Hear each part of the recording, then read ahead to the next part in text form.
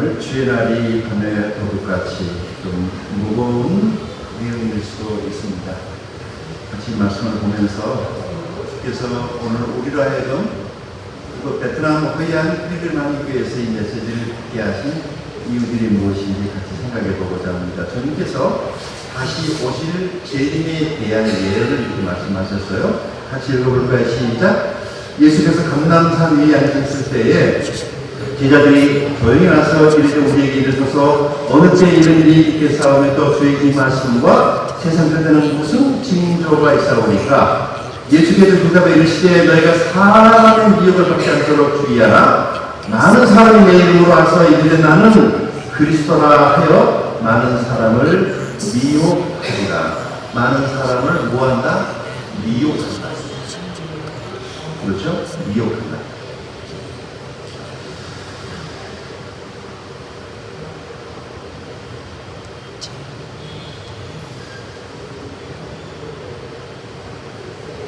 6절 시작. 날과 날이 손을 뜨겠으나 너희는 손과 두려워하지 말라. 이런 일이 있어야 돼. 아직 끝은 아니라 민족이 민족을 나라가 나라를 대대로 일어나겠고 곳곳에 기근과 지진이 있으리니 이 모든 것은 재난의 시작입니다.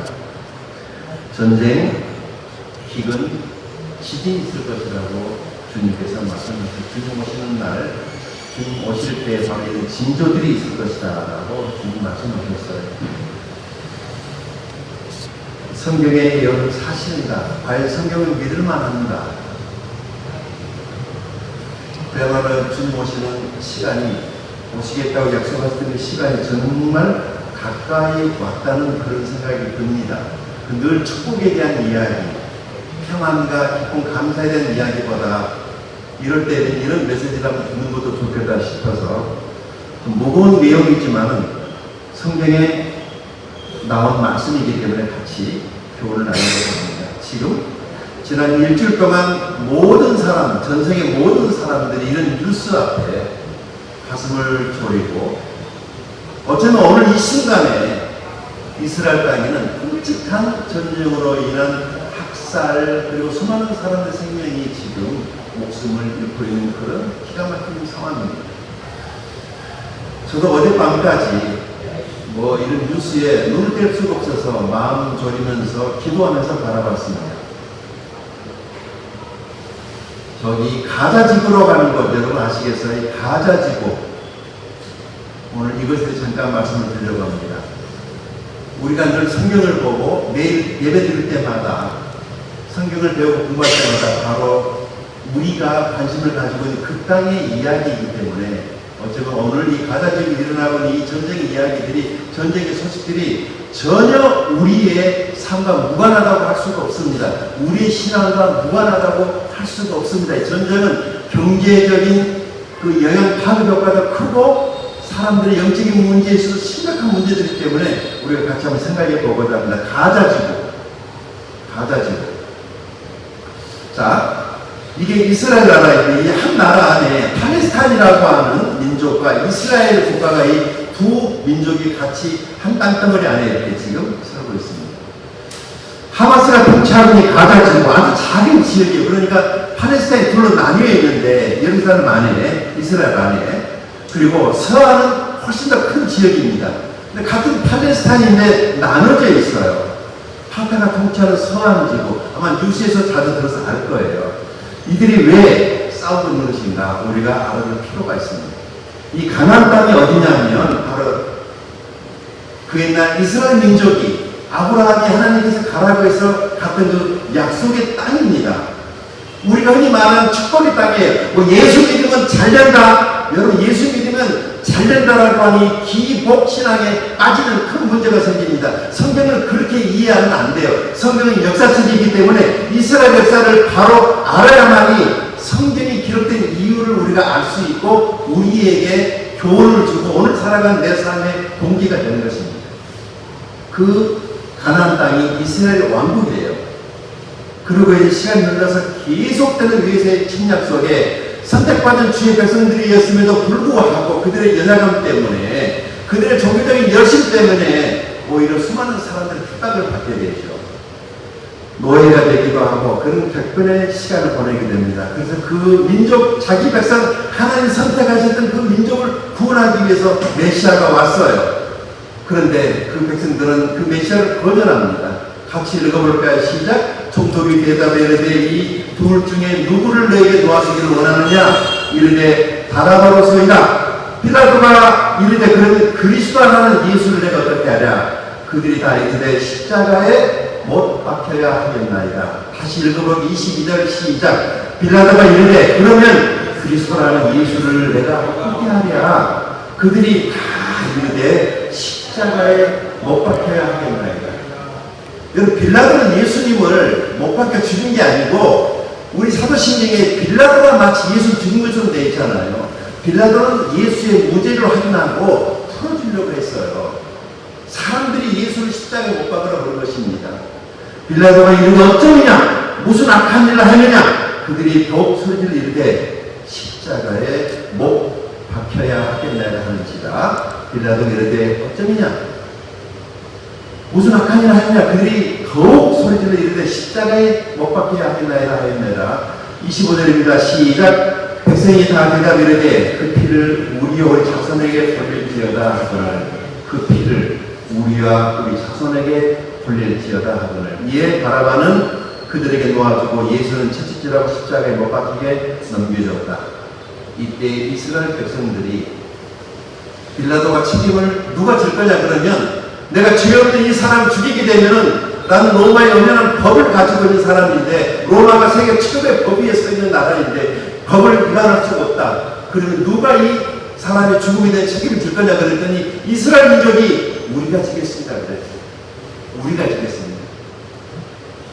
그래서 AD 70년 드디어 예루살렘이 멸망합니다. 그 잘나고 똑똑한 이스라엘, 하나님밖에 몰랐던 절대신앙, 절대 하나님, 오직 하나님만 믿었던 제1 하나님주의로 살았던 유대인들이 처참하게 무너져 버립니다. 로마의 교토관군이 마지막 예루살렘 성을 완전히 도 위에 돌을 하나 남기지 않고 주님이 예언하신 대로 처참하게 예루살렘이 멸망을 당합니다. 그리고 그들은 2000년 넘는 시간 동안 나라에 있는 민족 디아스포라가 돼서 온 세상에 떠돌배기로 돌아가게 됩니다. 하나님을 믿는 백성들에게 일어난 일이에요. 그러니까 오늘 우리가 예수를 믿고 하나님을 믿어도 우리의 삶 속에 이런 환난과 끔찍한 일들이 얼마든지 일어날 수 있다라고 하는 사실을 기억해야 됩니다. 이제 이스라엘 쫓겨나면 그 땅에 아람인들이 들어와가지고 그 땅을 차지하고 살아가게 됩니다. 유대인들이 온 세계에서 살다가 이제 다시 시온이즘 우리의 모토로 돌아가자. 하나님께서 우리에게 약속하셨던 그 땅으로 다시 돌아가자는 시온이즘이 이제 온 세상에 퍼지고 유대인들 온 세상에 퍼져 있던 유대인들이 이제 돌아오려고 그럴 때 그 땅을 차지하고 있었던 영국의 맥마흔 사는 벳보살이가 유명한 겁니다. 꼭 알아야 돼요. 영국 수상이 맥마흔이 아랍 국가를 인정해 주겠다라고 우리를 도와주라 그렇게 해서 맥마흔이 선언을 했는데 4년 후에 벨포가 총리가 돼가지고 벨포가 다시 유대인들 로스타이드 일가에게 유대인들에게 그 땅을 주겠다고 약속, 이중 약속이 되어버리는 거죠. 그래서 이 약속은 서로 충돌할 수밖에 없었습니다. 싼 원인이에요. 유엔이 중재자로 등장을 합니다. 그래서 어떻게 이 땅이 나눠지냐면은 6대4로 유대인이 6, 아랍인이 4로 이렇게 그 땅이 나눠지게 됩니다. 그래서 1948년에 5월 이 땅이 6대4의 비율로 이제 이스라엘 나라가 건국이 됩니다. 그런데 이 팔레스타인들은 서안지구와 가자지구로 이제 나눠지게 되는데 이 땅이 계속 이스라엘 나라가 쳐들어가는 거예요. 그래서 그 나라가 팔레스타인 땅이 작아지는 거죠. 그런데 가장 핵심은 어디냐면 예루살렘입니다. 이 예루살렘이 바로 저 서안에 붙어 있는 거예요. 그래서 서예루살렘은 이스라엘 쪽이고 동예루살렘은 팔레스타인, 그러니까 도시 한복판에 하나 가운데 나눠지는 거죠. 우리 땅기가 나눠지는 거죠. 호양이 나눠지는 거예요. 동서로. 이것 때문에 이제 계속 싸움이 시작이 됩니다. 이스라엘 나라가 계속 팔레스타인 쪽 지역 안으로 들어가서 정착존을 형성해가지고 저렇게 사람들과 살기 시작을 해요. 팔레스타인 지역을 야금야금 먹어 들어가는 거예요. 그러니 팔레스타인 입장에서 보면 골치 아픈 거죠. 그리고 이스라엘 나라가 분리장벽을 세워가지고 850km나 되는 큰 사람들이 넘어갈 수 없는 그 장벽을 세워버립니다.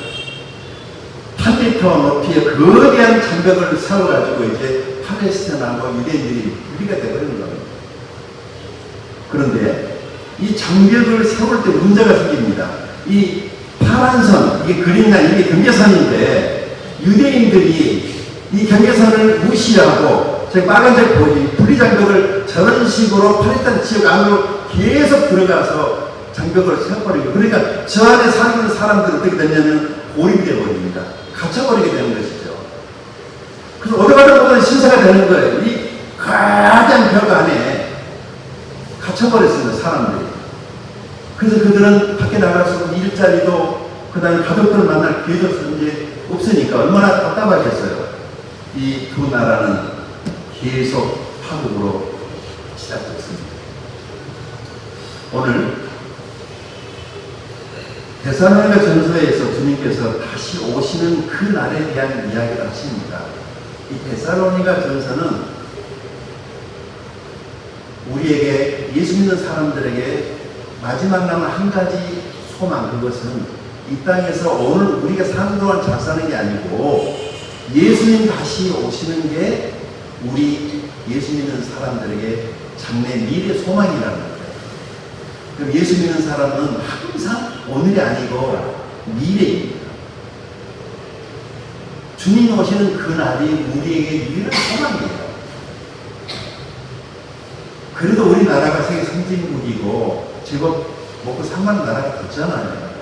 여기에서 더 바라는 것이 욕심일 수 있어요. 물론 개인의 생활에 격차가 있고 경제적 어려움은 사실이지만은 그래도 우리나라는 살만한 나라예요. 아직 우리 욕심이 다 안 채워져서 지금 불평불만이 많은 것이지, 힘들고 가난한 나라들에 비해서 그래도 아직 비교적 살만한 나라입니다.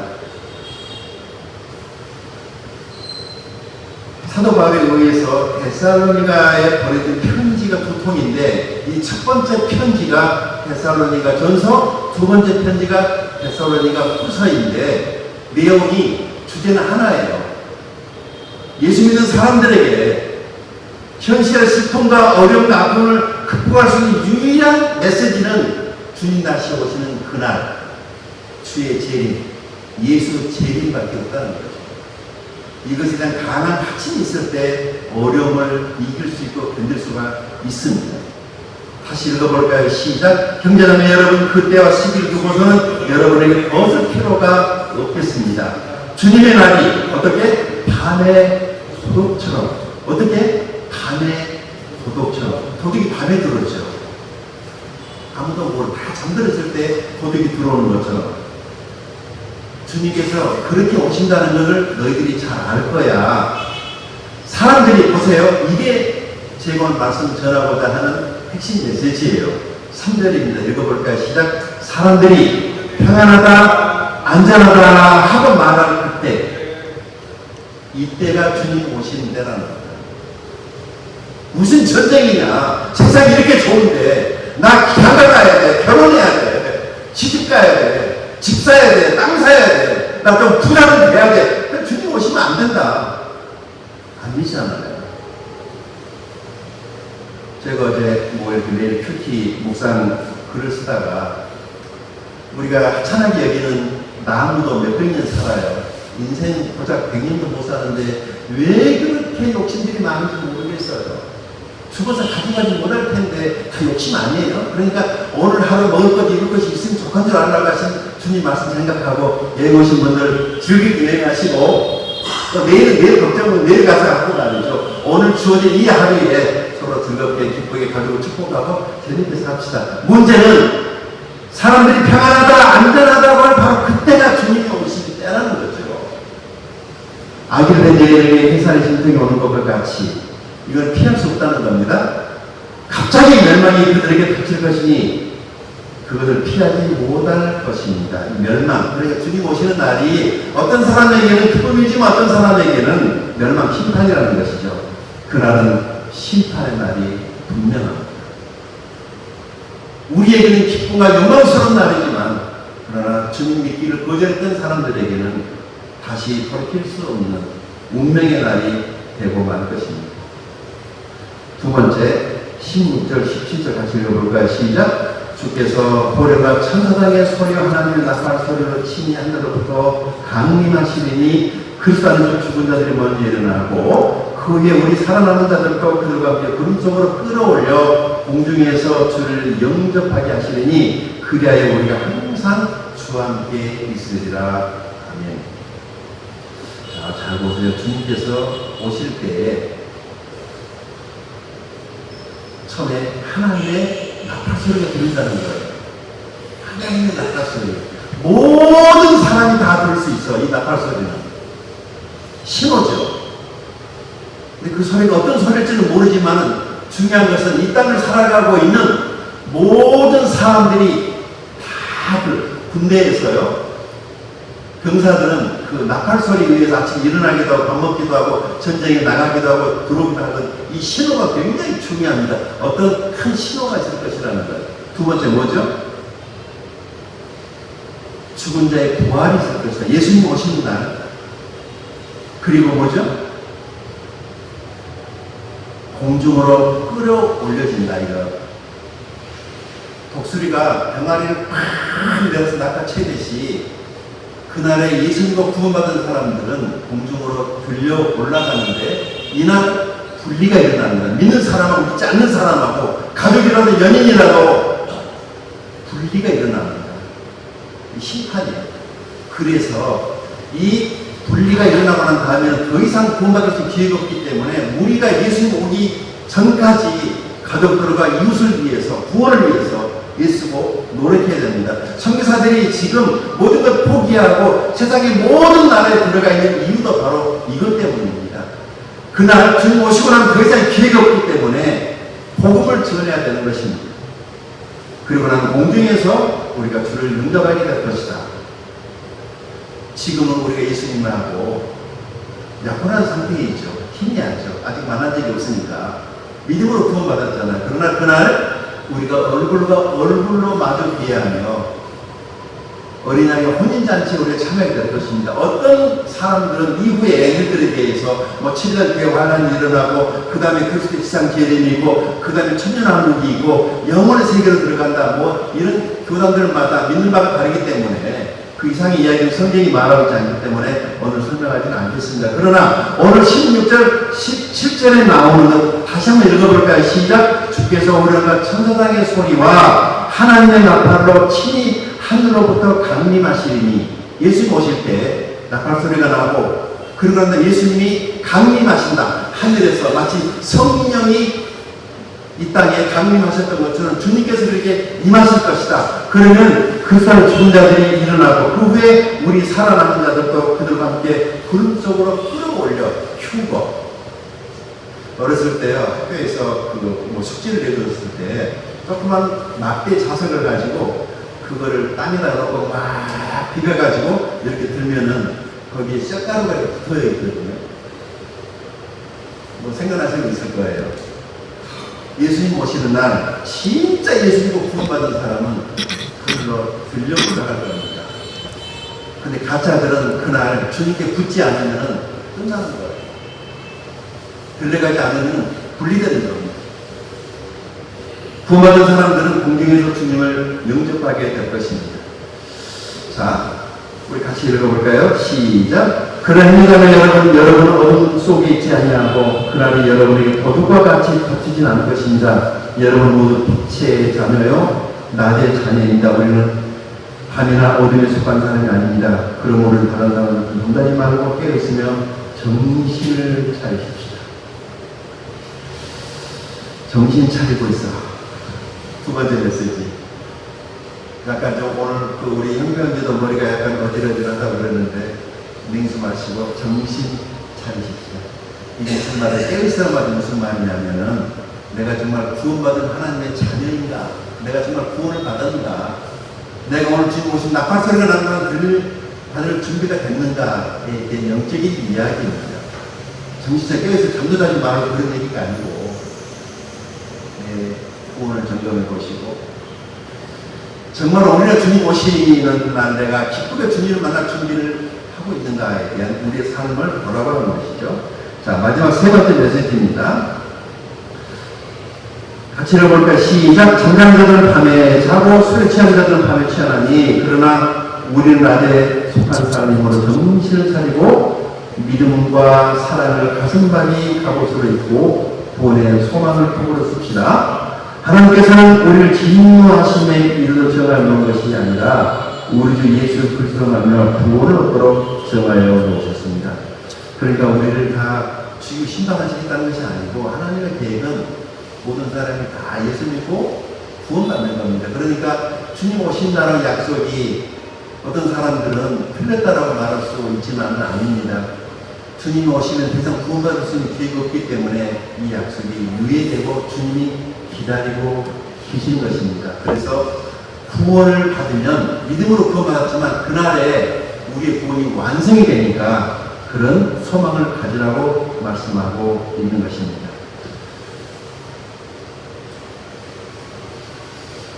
이 그림을 보면 교회 같지만 지옥으로 떨어지는 사람이 있습니다. 교회에 왔다는 건 잘한 일이지만은 예수 믿고 구원받지 않으면 아무 소용이 없습니다. 교회의 주인신 예수를 믿어 구원을 받아야지 하나님의 자녀가 됩니다. 그것은 내 고백에 의해서 이루어지는 것입니다.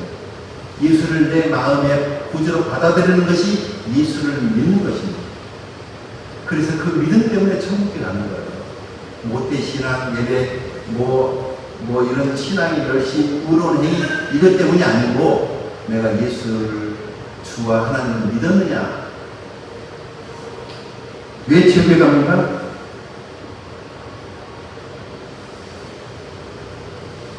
나쁜 일 많이 해서 거짓말하고 도둑질하고 술 먹고 담배 피고 교회 안 다니기 때문에 MC가 졸았기 때문에 아니죠. 내가 예수를 믿지 않았기 때문에 믿지 않는 것이 죄가 되고 그것 때문에 지옥에 가는 것입니다. 자, 오늘 말씀을 생각하면서 우리 찬양 부르실 때 기도하실 분 기도하시고 찬양 부르실 분 같이 찬양 부르시겠습니다. 주의 날이 부족같이 올지라도 주 선한 능력으로 와으시네 그 크신 팔로 날 붙드시네 절망 속에도 흔들리지 않고 사랑하는 주 얼굴